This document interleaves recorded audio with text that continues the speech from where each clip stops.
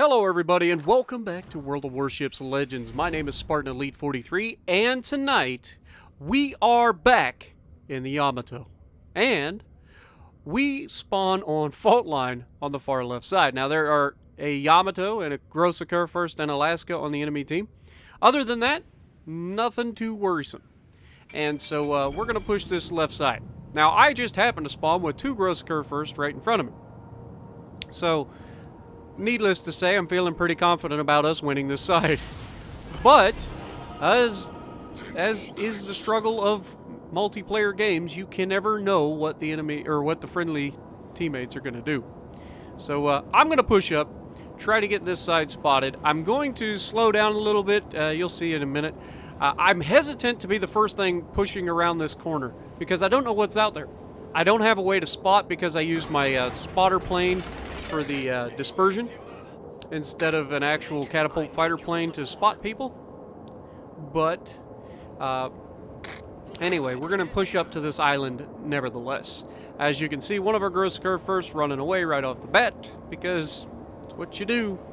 You run from your side, right? Now, this map is notorious for being a race to the base, okay? It is very, very predictable on how this map is going to play out most of the time. And that is, this side for our team is going to overload this side for their team. And we're going to be able to push. But 9 times out of 10, the enemy is able to push through our team's right side faster than we're able to push around to their base from this side. So most of the time, you end up getting an engagement on this side, winning this side, and then having to turn back to defend the base.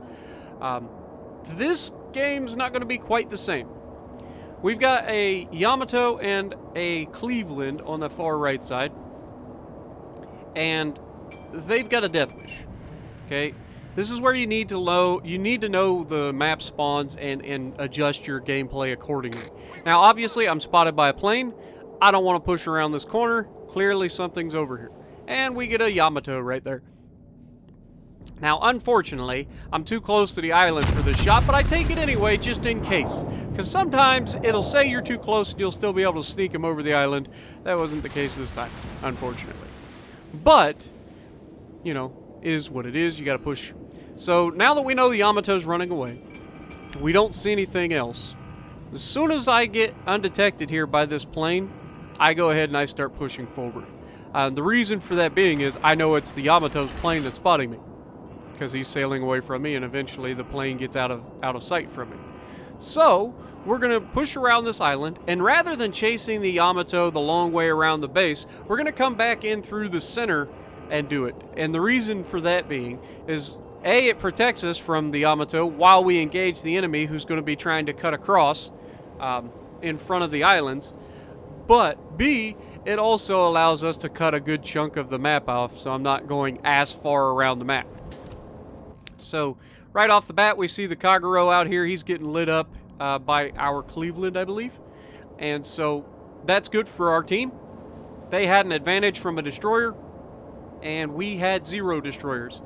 But their destroyer ran right into the one guy that he cannot possibly get away from. Well, as long as the guy knows what he's doing. But we go ahead and shoot at him in 2, just to make sure.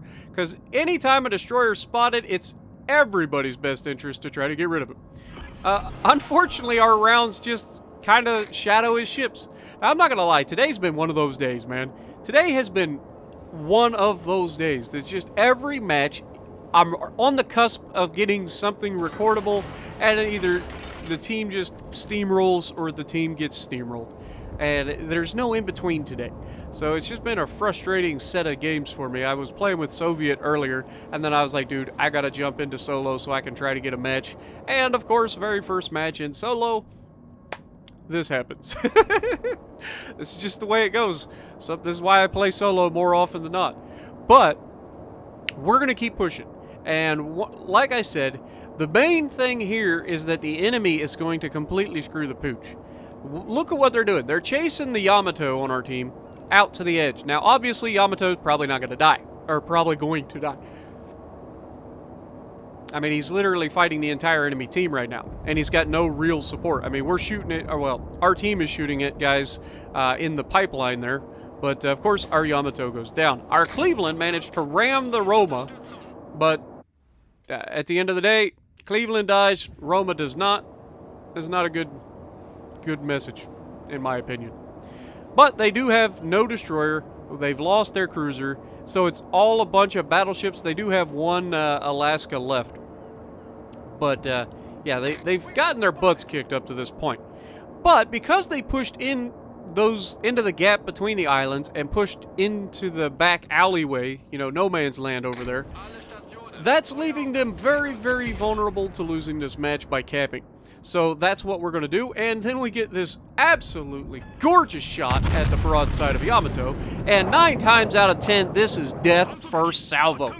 But unluckily, we only get the 1 Citadel, which is really, really unfortunate, but is what it is. Still got 17,000 damage off of him. And as soon as we get loaded, we're going to take even more damage than that off of him because we're going to get another chance to shoot him. Now, obviously, he's reversing, so we're going to aim a little bit towards the rear. We want these shells perfectly centered on the waterline because guaranteed Citadel, and they manage to hit a little bit high. We get 1 Citadel, 2 penetrations up high into the armor, unfortunately. But he's not long for this world. There's nowhere for him to go. I don't know what he thought he was going to get away with, but he was definitely wrong. And so it's just a matter of time before I finish him off. And as he's sitting there with less than half his health left, I figured this was death. I was wrong, because once again, a single Citadel, a bunch of overpins, because they're just landing a little high. But he's still not long for this world. He's going to die very, very soon, whether it's my teammates that finish him off because they're spamming the ever-living crap out of him right now. And that's when I noticed that the cruiser that is behind me is an Edinburgh. Okay, so I've got the Gross first here. I was already planning on this engagement, and we get a nasty opening salvo against this Gross first, hitting him for 30,000 damage, give or take. Like, as close to 30,000 damage in a single salvo as you're going to get without a Citadel. Like, just absolutely disgusting salvo. And so that woke him up, at least. He's going to try to start turning in. And I'm going to kind of play with him a little bit. I know that he's dangerous. Okay? Clearly, it's a Gross first. He's a very tanky ship. I'm going to aim high and try to take out his front guns. Gross first, very easy to kill the guns on. But, of course, it is all RNG based, and it just comes down to whether or not the game says yes you can or no you can't. But notice the Gross first is dead set on shooting our Edinburgh. Now, I had a pretty good feeling that the Edinburgh was going to try to get torps on this Gross first, so I'm kind of hanging back. I keep varying my speed, I keep turning in, just in case the Gross first is baiting me in to try to get a good salvo into the side of my ship, because he could literally delete me with 1 salvo if I sit broadside. The Yamato is very, very easy to die in, especially if you're broadside onto any sort of big guns. And the Gross first does have some big guns if it's running the 420mm guns. It's nasty. But as you can see, we get a little bit closer, we take shots, and of course we still can't hit the guns of the Gross first because I'm directly aiming at them. Why would I be able to hit them? But it's okay. We got 7,000 damage that time. He's still shooting at the guy in the Edinburgh. Now, it's at this moment I go ahead and go, all right, I need to avoid the ram here because at any moment this guy could easily just throw it in forward, come all the way at me, and he'll kill me. Like, it'll take my health. That's what I'd be thinking right now if I was him. We do take a pretty nasty hit from the Roma back there in the back. I think it's a Roma. It's the Roma that got rammed at the beginning. We did run into the Edinburgh, but we did try to like get out of his way. He gets his torp away, and he gets 1 torpedo right into the bow. Nope, actually I lied. Gross first goes down to the Bismarck's fire. But Roma sitting out there broadside on, slightly angled. This is not a good way to play against the Yamato. It's just not going to end well for you. So we managed to clean house on this side of the map, finishing the game with 164,000 damage done. And there wasn't even that much for us to shoot on this side. Like, we had 3 ships over here. That's it. 3 ships to shoot at. We managed to get 164,000 damage. So, not too shabby, if I do say so myself. Now, I'm not going to lie.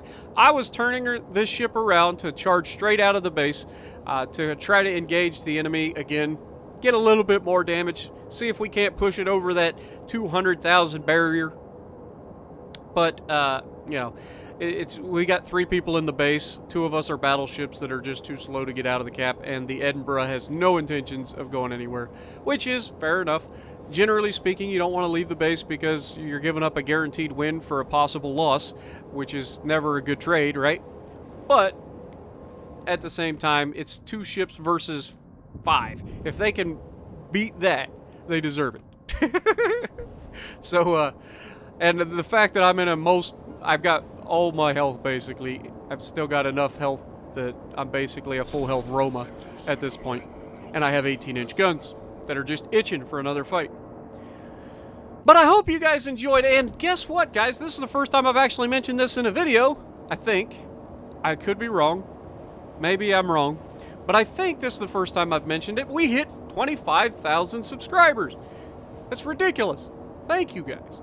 As always, I cannot say it enough how much I appreciate you guys watching every day. You guys are fantastic. You really, really are. But this match is all but finished. Base captured. And we are going to see just how well we did. And it'll showcase the reason that most people don't like to play legendaries. 164,000 damage done. Barely took any damage to our ship. Second on the leaderboard with 2,000 base XP. Not too shabby. But we almost lost silver this match.